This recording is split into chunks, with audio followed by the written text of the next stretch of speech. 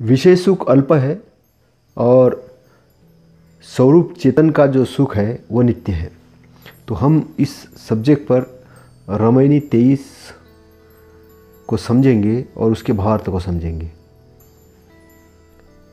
अल्प सुख दुख आदि उ अंता, मन भुलान मैगर मैं मनता, सुख बिसराय मुक्ति कहा पावे,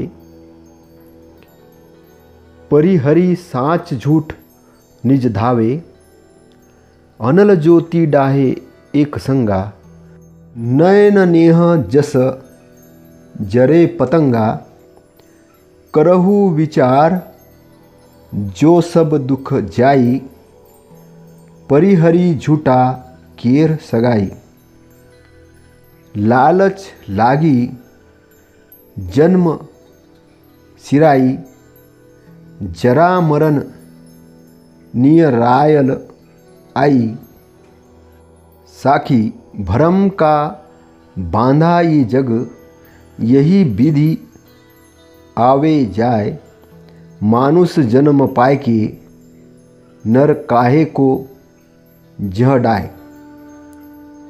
इसका भावार्थ है, विषयों में सुख थोड़ा है और दुख आदि से अंत तक भरा है, किंतु मनुष्य का मन उन्मत्त हाथी के समान उनमें भुला है। यद्यपि सुख की अपेक्षा कर मुक्ति कहाँ मिल सकती है, परंतु सुख के सच्चे और झूठे स्वरूप को समझना होगा। मनुष्य सच्चे यो स्वरूप स्थिति जनित चिरंतन सुख को छोड़कर असत्य विषय सुख को ही सच्चा मानकर उसी का ध्यान करता है और उसी के लिए दौड़ता है। मनुष्य विषयों में कूदकर उसी प्रकार अपना विनाश करता है जैसे नयन नेह यव रूपाशक्ति में पड़कर पतंगे अग्निशिखा में अपने आप का हवन कर देते हैं। हे कल्याणार्थी, विचार करो और झूठे विषयों के मोह का परित्याग करो, जिससे सारे दुख दूर हो। विषयों के लालच में लगकर तुम्हारा जीवन बीता जा रहा है और जरा मृत्यु के निकट आ रही है। इस प्रकार जीव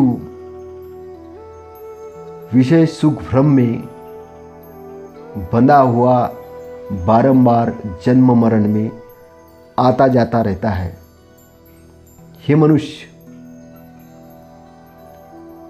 मानव जन्म पाकर तू अपने आप को क्यों पतित कर रहा है?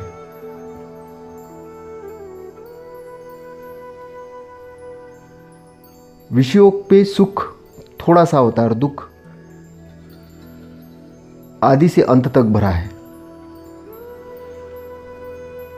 किंतु मनुष्य का मन उन्मत्त हाथी के समान उसमें भुला हुआ। आपने देखा होगा कि विषय में थोड़ा सा सुख होता है, कुछ चंद मिनटों का सुख होता है और आदमी उसी सुख को लेके अपने आप को पकड़ा रहता है। लेकिन दुख जो है वो आदि से अंत तक भरा रहता है।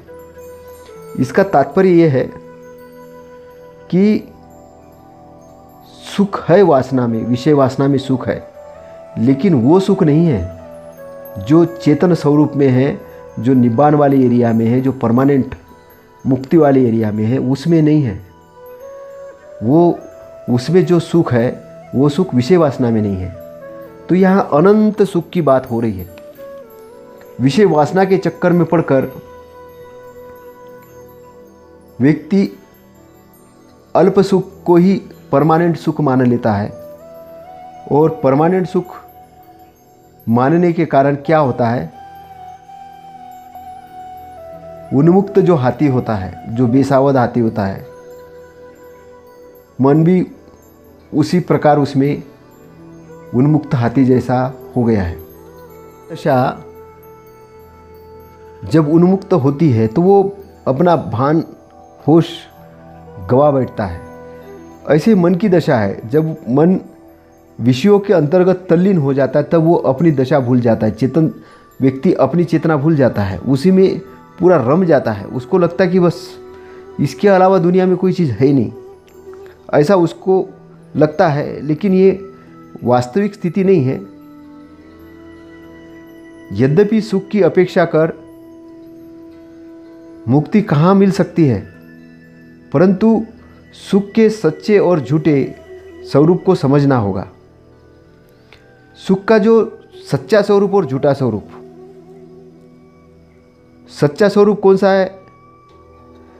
स्वरूप स्थितिजन्य चिरंतर सुख, ये सच्चा स्वरूप है। विषय वासना का सुख जो है ये टेम्पररी है, अनित्य सुख है। लेकिन व्यक्ति क्या है कि विषय वासना के सुख को ही सच्चा सुख मानकर उसी के लिए दौड़ पड़ता है, उसी के लिए दौड़ लगाता है और दौड़ लगा के उसी में फंसा रहता है और उसी प्रकार अपना जीवन विनाश करता है। जैसे न्यन नेह यव रूपा शक्ति में पड़कर पतिंगे अग्निशिखा में अपने आप को हवन कर देते हैं। पतिंगे जो होते हैं, अग्निशिखा, अग्नि मतलब ये जलती हुई जो प्रकाश होता है, उसमें पतिंगे जो है उसके मुंह में पड़ जाते हैं और उसमें अपने आप को नष्ट कर देते हैं, हवन कर देते हैं या जला देते हैं। तो ऐसा क्यों होता है? क्योंकि वो उसको लगता है कि बस यही है, यही है। तो शरीर की भी स्थिति ऐसी है। शरीर जब तक अच्छा है तब तक तो विषय वासना में वो समाधान पा सकता है, लेकिन एक अगर उससे शरीर छूटा नहीं एक समय बाद तो क्या होगा? न छूटने के कारण शरीर की स्थिति तो अब दुर्बल हो जाएगी, लेकिन वासना अगर बरकरार रही तो विषय वासना व्यक्ति को दुख प्रदान करेगी। तो कबीर साहब ये कहते हैं कि आपको अपने चेतन स्वरूप में रमना है। चेतन स्वरूप में रम के आपको विषय वासना से हटते जाना है, हटते जाना है, ताकि एक समय जैसा आए तो आप विषय वासना से पूर्णतः मुक्त हो सको। वो ऐसा नहीं कह रहे कि एक ही दिन में आपको हट जाओ, तुरंत ही हट जाओ, तुरंत नहीं हटता। आप जैसे जैसे होश में आओगे, जैसे जैसे अपने चेतन रूप में आओगे, जैसे जैसे उस चीज़ को समझोगे, वैसे वैसे आप ऑटोमेटिकली दूर होते जाओगे। लेकिन सुख है जो आपको अंदर से आना चालू हो जाएगा। जो पहले सुख आपको वासना से आता था, विषय वासना से आता था, वो भोगने से आता था, उससे ज़्यादा सुख आपको आंतरिक चेतना से आना प्रारंभ होगा जब आप अपने चेतन रूप में रमण करना शुरू कर देंगे। तो हे कल्याणार्थी, विचार करो और झूठे विषयों के मोह का परित्याग करो। विषय क्या है? झूठे हैं, जो एक माया जैसे है। आपके शरीर के साथ विषय खत्म होने वाले, लेकिन आपका चेतन रूप है यह आपके साथ परमानेंट रहने वाला है। तो आपको क्या करना है? परमानेंट वाले एरिया के अंदर में आना है और जिससे सारे दुख दूर हो। दुख दूर कब होंगे? जब आपको असली सुख मिलेगा। असली सुख मिलेगा तो आपके सारे के सारे दुख दूर हो जाएंगे, ऐसे कबीर साहब कह रहे हैं। विषयों के लालच में लगकर तुम्हारा जीवन बीता जा रहा है और जरा मृत्यु निकट आ रही है। क्योंकि जैसी जैसी उम्र बढ़ती है तो शरीर वृद्ध हो जाता है। शरीर जैसे जैसे वृद्ध होता है, वृद्ध होते जाता है, वैसे वैसे उसकी मृत्यु निकट आती है। तो कबीर साहब कह रहे हैं कि विषयों के लालच में लगकर तुम्हारा जीवन बीता जा रहा है। तुम काम वासना के सुख में ऐसे पड़े हो कि अपने पत्नी के अलावा भी इधर उधर ढूंढ रहे हो, हर बार वही ढूंढ रहे हो, गाने में ढूंढ रहे हो, विषय वासना की बातें करते हो, उसी में ऐसे डूबे हो। कथाओं में जाते हो सुनने के लिए, वो कथाओं में साधु संत भी विषय वासनाओं को रंग रंगा के बातचीत करते हैं। तो तुम्हारा चारों तरफ ही विषय वासना ही चल रही है। तो और इसमें क्या हो रहा है कि तुम्हारी उम्र निकल रही है। जैसे जैसे उम्र निकल रही है तुम वृद्ध हो रहे हो, बूढ़े हो रहे हो, जैसे जैसे बूढ़े हो रहे वैसे वैसे मृत्यु के नज़दीक जा रहे हो, निकट जा रहे हो। तो कबीर साहब कहते हैं कि जब आप निकट जा रहे हो तो आपको क्या करना है, विषय वासना से धीरे धीरे मुक्त होना है, जागृति अवस्था में आना है, अपनी चेतन अवस्था में आना है और चेतन अवस्था में आकर विषय वासना से दूर जाना है। इस प्रकार जीव विषय सुख भ्रम में बंधा हुआ बारंबार जन्म मरण में आता जाता रहता है। हे मनुष्य,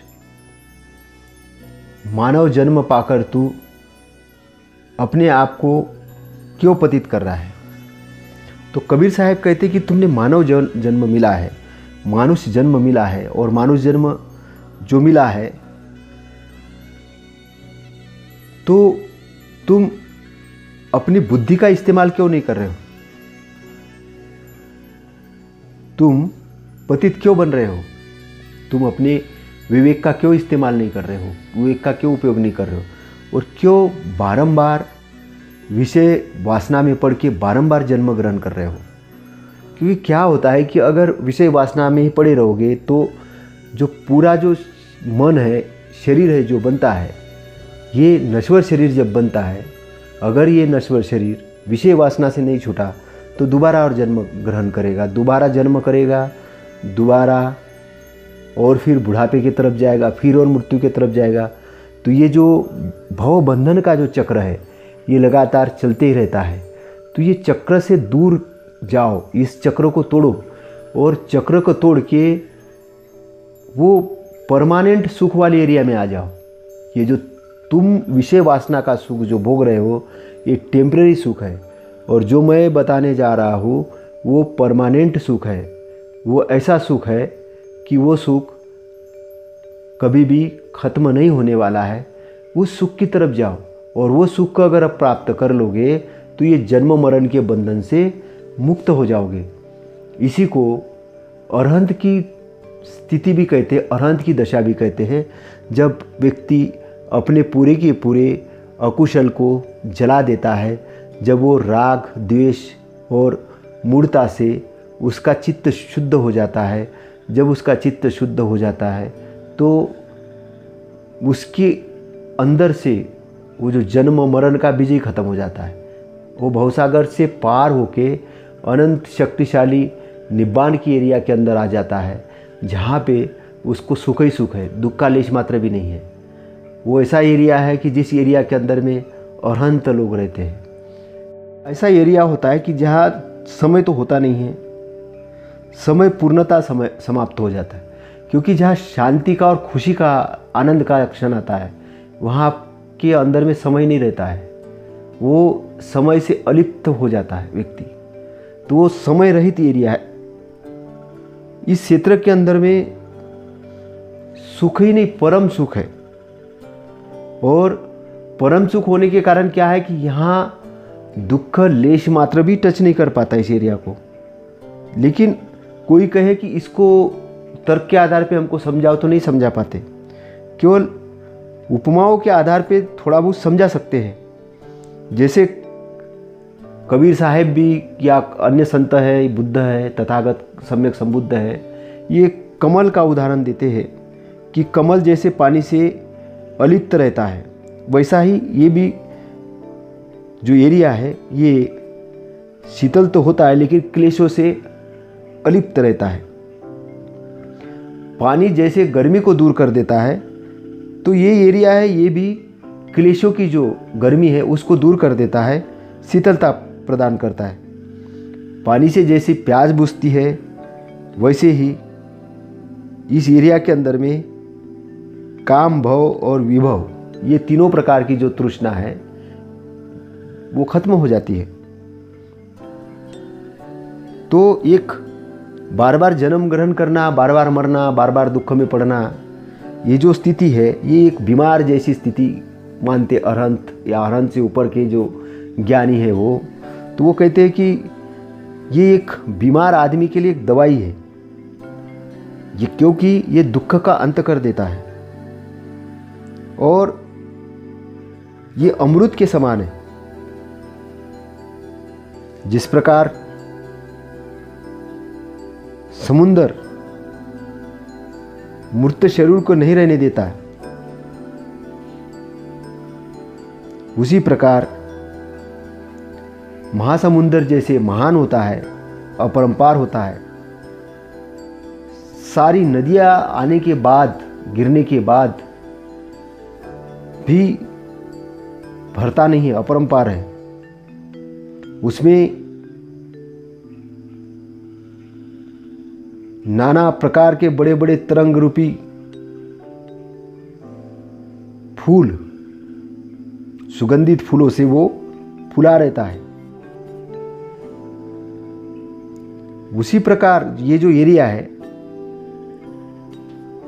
बड़े बड़े शुद्ध विद्या और विमुक्ति के फूलों से फूला रहता है। जैसे कि आकाश होता है, न ये पैदा होता, न पुराना होता, न मरता, न वागमन करता है, दुर्लभ है, चोरों से चुराया नहीं जा सकता, किसी दूसरे पर निर्भर नहीं रहता है, स्वच्छंद, खुला और अनंत है। इसी प्रकार ये जो निर्वाण का एरिया, निबान का एरिया, ये ऐसा एरिया है जिसकी गुरु कबीर साहिब बात कर रहे हैं। इसी की बात तथागत सम्यक संबुद्ध भी करते हैं। कई अरहंत भिक्षु ने भी इस बारे में बात की है, कुछ अन्य विद्वानों ने भी बात की है। इसकी सुगंध बड़ी निराली है। कैसी है? लाल सुगंध, लाल चंदन जैसी सुगंध होती।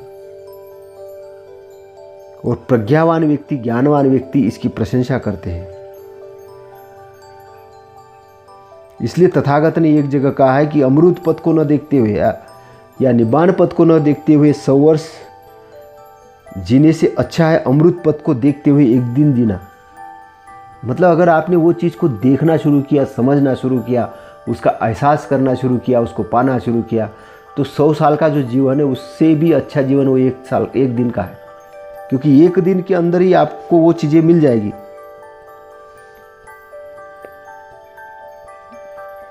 और वो ऐसा क्षेत्र है कि वहाँ तो ना सूरज है ना चांद है, लेकिन फिर भी चमकने वाला एरिया है। अंधकार वहाँ बिल्कुल नहीं है। तो ये जो एरिया है, उस एरिया को, दुख मुक्त एरिया को पाना है। उस अच्छाई के मार्ग से जाके मन, शरीर और वाचा के कर्म ठीक करना है।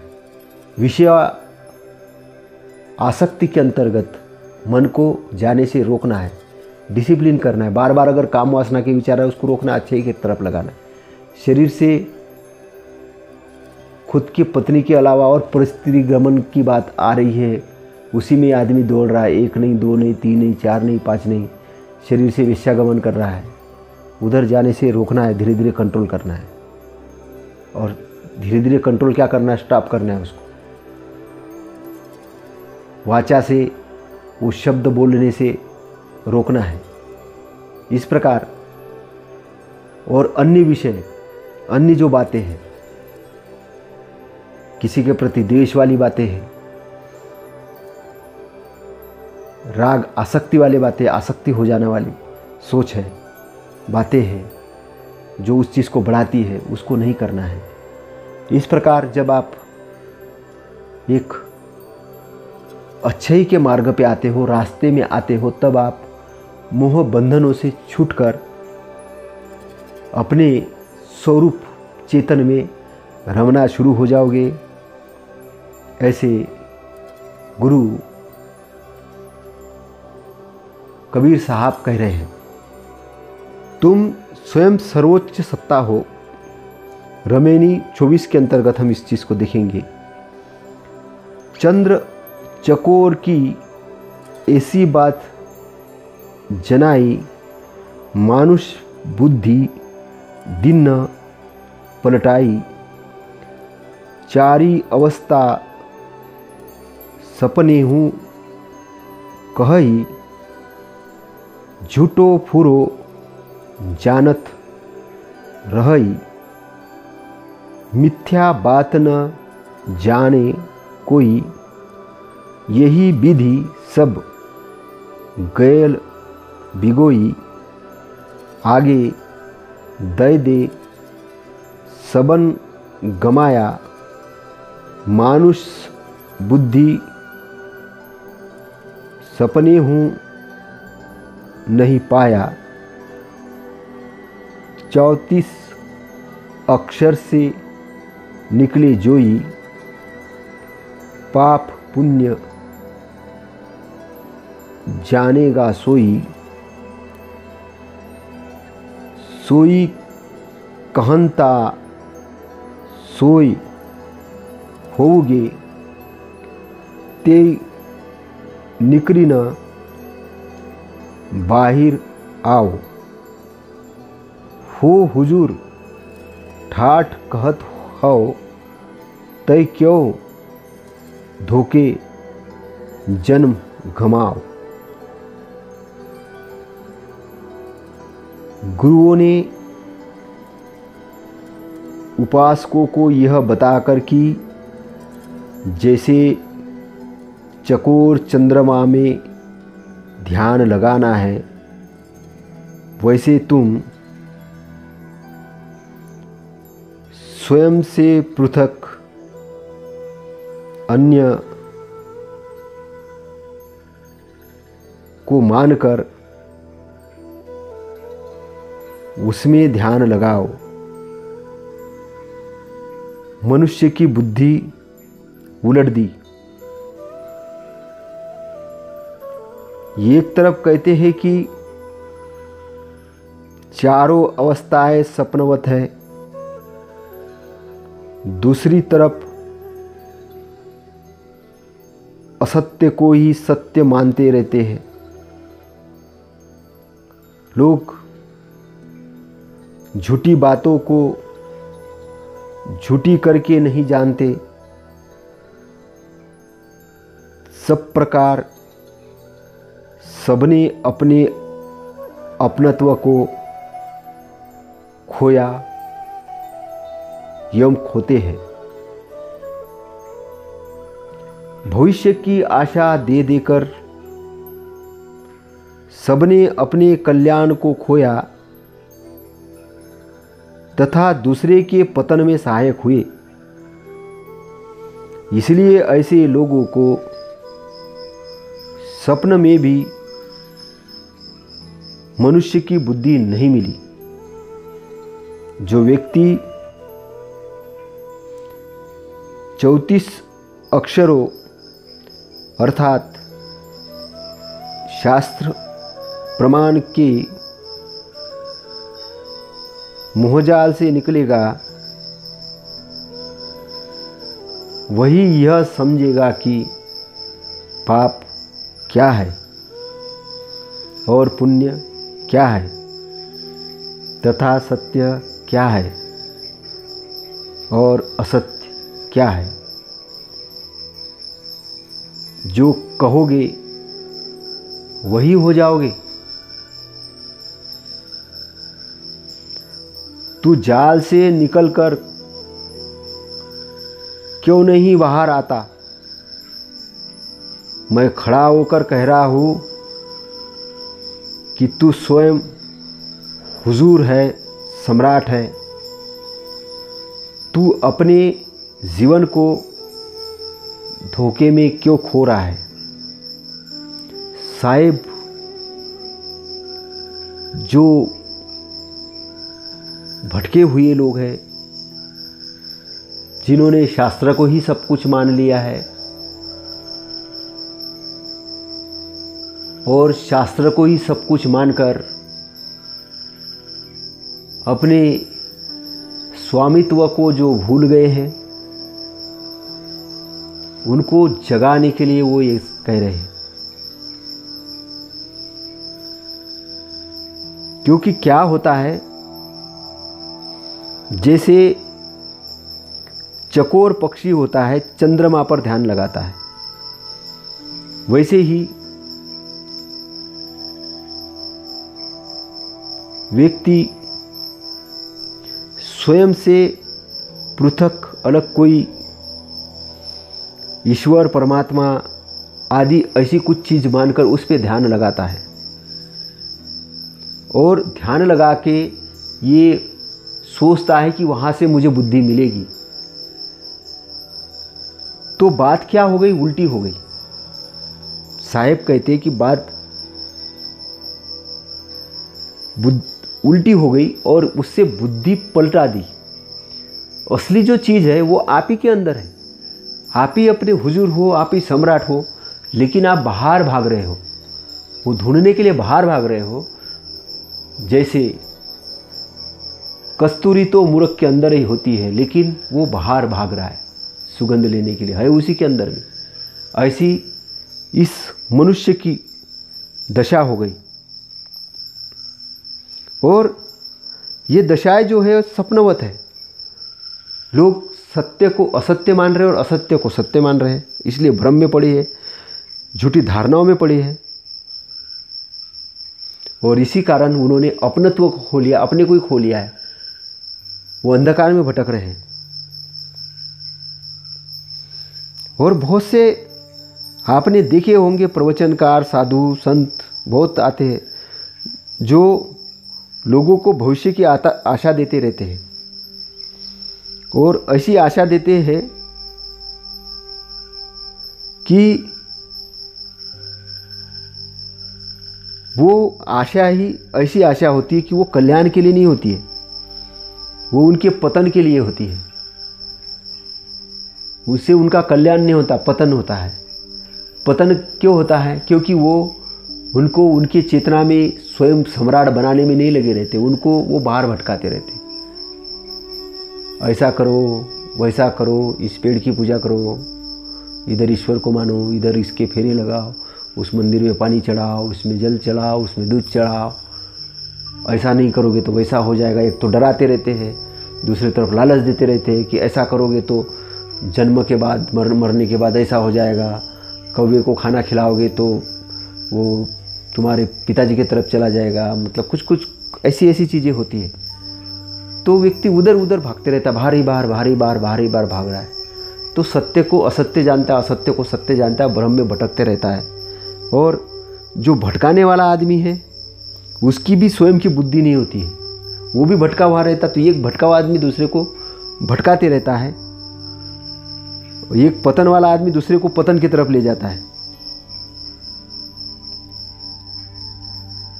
क्योंकि उनको एक जो बुद्धि मिलनी चाहिए थी, जो विवेक मिलने चाहिए था, जो चेतन स्वरूप का ज्ञान मिलना चाहिए था, वो मिला ही नहीं।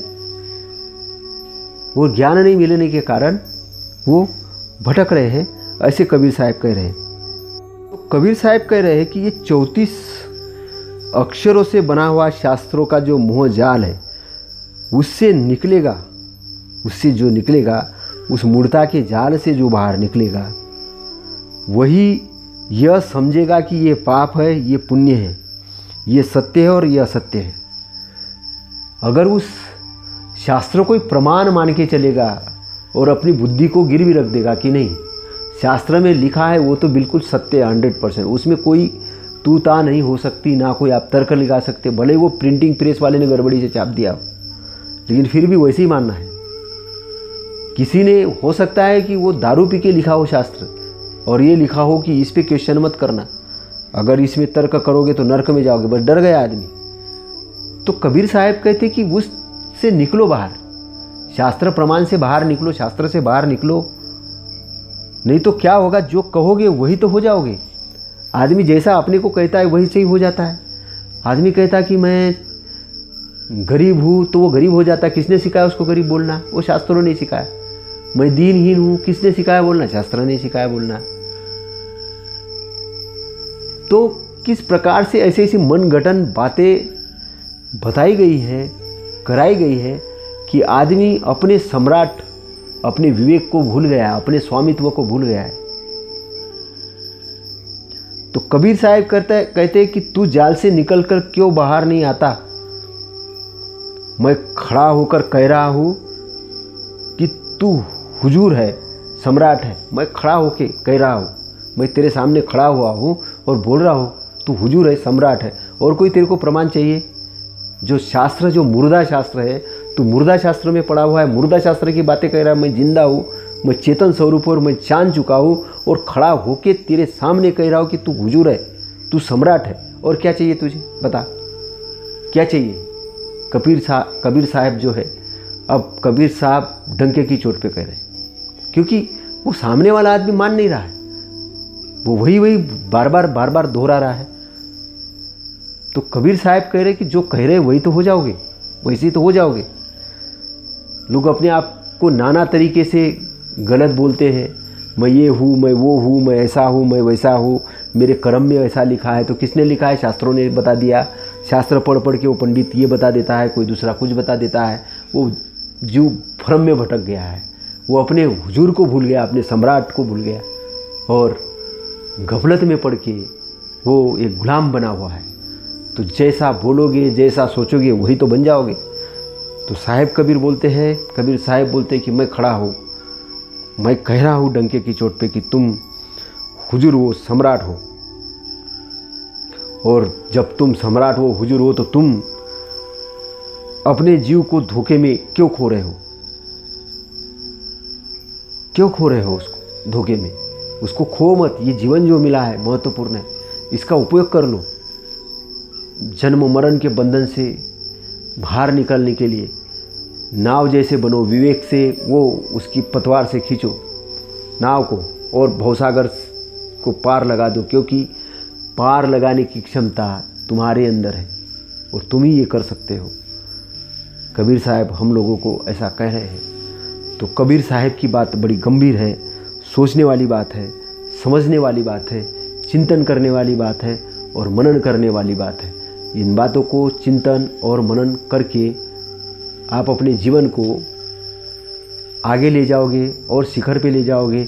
अपने मालिक आप बनोगे और आप अपनी सर्वोच्च सत्ता को प्राप्त करोगे, जो आपके अंदर से निर्मित होती है, जो अविनाशकारी है, विनाशकारी नहीं है, अविनाशकारी है और चेतन स्वरूप है। ऐसी सत्ता को, ऐसी सम्राट वाली सत्ता को आप प्राप्त करोगे, ऐसे कबीर साहब कह रहे हैं। आपका कल्याण हो, आपका मंगल हो, आप परिवार के साथ सुखी रहे, समृद्ध रहे, आपको ऐश्वर्य प्राप्त हो, धन संपत्ति प्राप्त हो, आप सुखी और आनंद में रहे, निरोगी रहे, आप अपने आप में सम्राट हो, आप बहुत अच्छे हो और आपका कल्याण हो। इसी के साथ रमैनी 23 और 24 को हम यहाँ समाप्त करते हैं। धन्यवाद।